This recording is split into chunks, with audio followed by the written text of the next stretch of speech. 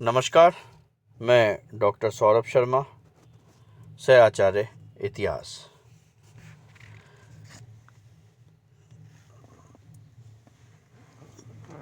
पूर्व के YouTube videos में हम लोगों ने मौर्यकालीन इतिहास के बारे में अध्ययन प्रारंभ किया था और अभी तक के अध्ययन में हम लोग मौर्यकाल के स्रोतों के बारे में विशेष रूप से चर्चा विस्तार से कर चुके हैं और उसके बाद हम लोगों ने चंद्रगुप्त मौर्य के बारे में चर्चा करी थी कि किस प्रकार चंद्रगुप्त मौर्य ने एक विशाल साम्राज्य को स्थापित किया और मौर्य वंश की नींव डाली। इसके उपरांत अशोक महान, जो कि मौर्य वंश का सर्वाधिक प्रभावशाली शासक है, उसके बारे में हम चर्चा करेंगे।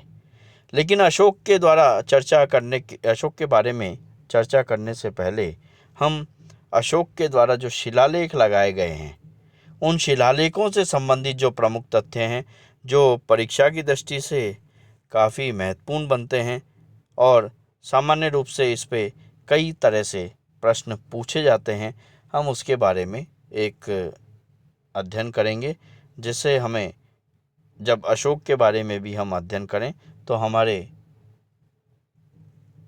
जो शिलालेख और अभिलेखों से संबंधित जो भी वहाँ पे चर्चा की जाए वो हमें आसानी से समझ में आ जाए। तो हम प्रारंभ करते हैं। बहुत ही महत्वपूर्ण विषय है ये, अशोक के शिलालेख, प्रमुख तथ्य। अशोक के अभिलेख। अशोक भारत का प्रथम ऐसा सम्राट था जिसने अभिलेखों के माध्यम से अपनी जनता को संबोधित करने का प्रयास किया।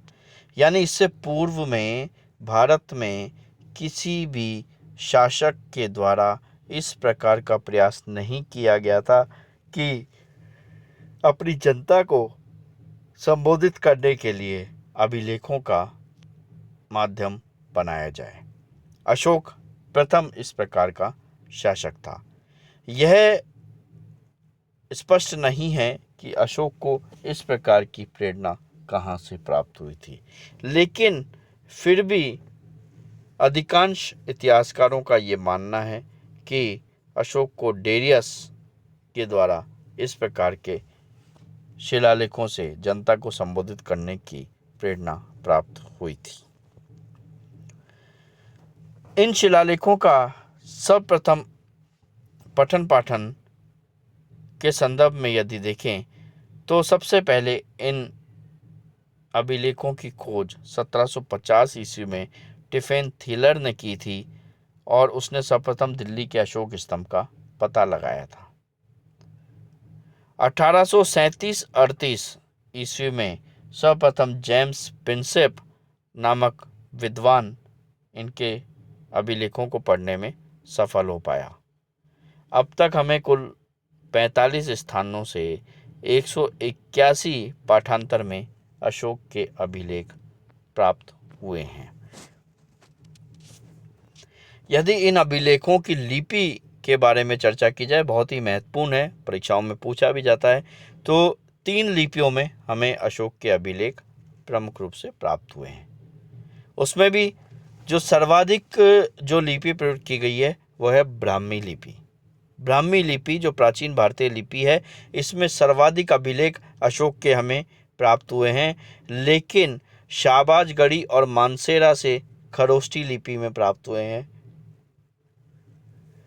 और इसके अलावा तक्षशिला, काबुल और लखबान से आरामिक लिपि में प्राप्त हुए हैं। तो इसका कारण ये है कि जिन क्षेत्रों में ये शिलालेख या अभिलेख लगाए जा रहे थे, उस क्षेत्र की जनता किस प्रकार की लिपि को पढ़ने में सक्षम थी, उस आधार पर उसी लिपि में उस क्षेत्र विशेष में अभिलेख या शिलालेख स्थापित किए जाते थे। इस कारण हमें 3 लिपियों में अशोक के अभिलेख मिलते हैं। शाहबाजगढ़ी और मानसेरा आपको ध्यान रखना है, खरोष्टी लिपि में 2 स्थानों से प्राप्त हो रहे हैं। तक्षशिला, काबुल और लखबान से आरामिक लिपि में प्राप्त हो रहे हैं और शेष स्थानों से हमें ब्राह्मी लिपि में प्राप्त हुए हैं। अतः सर्वाधिक जो अभिलेख हैं वो ब्राह्मी लिपि में ही सामान्य रूप से प्राप्त होते हैं। अब अशोक के शिलालेख 14 शिलालेख है, 14 दीर्घ शिलालेख हैं या वर्ष शिलालेख हैं जो कि 8 विभिन्न स्थानों से प्राप्त किए गए हैं। यानी इनमें 14 प्रकार के निर्देश इसमें दिए गए हैं, इसलिए इन्हें 14 दीर्घ शिलालेख कहा गया है। ये 8 विभिन्न स्थानों से प्राप्त हुए हैं। उन स्थानों को आप एक बार देख लें, ये हमें ध्यान होने चाहिए। 8 स्थान कौन से हैं? धौली, धौली उड़ीसा के पुरी जिले में स्थित स्थान है। शाहबाजगढ़ी पाकिस्तान के पेशावर में है। मानसेरा पाकिस्तान के हजारा जिले में स्थित है। कालसी ये वर्तमान में उत्तराखंड देहरादून में है। जौगढ़ यह उड़ीसा के जौगढ़ में स्थित है। सोपारा यह महाराष्ट्र के पालघर जिले में है। एरागुड़ी यह आंध्र प्रदेश के कुर्नूल जिले में स्थित है।